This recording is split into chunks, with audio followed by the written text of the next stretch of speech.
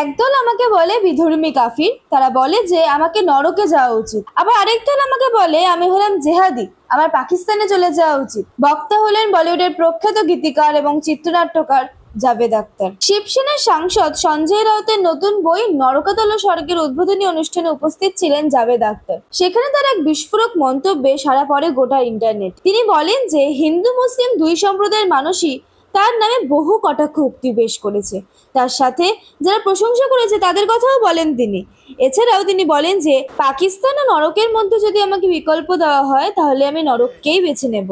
दोनों तरफ से गालियां आती हैं, ऐसा नहीं है। मैं बहुत थैंकलेस हूँगा और ये ना कहूँ कि बहुत से लोग अप्रिशिएट भी करते हैं, बहुत से लोग हिम्मत भी बढ़ाते हैं, तारीफ भी करते हैं, प्रशंसा भी करते हैं। लेकिन ये भी सच है कि मुझे इधर से भी जो एक्सट्रीमिस्ट गाली देता है और उधर का एक्सट्रीमिस्ट भी गाली देता है। यही सही है। अगर इनमें से एक ने गाली देना बंद कर दी तो मुझे परेशानी हो जाएगी कि मैं क्या गड़बड़ कर रहा हूं।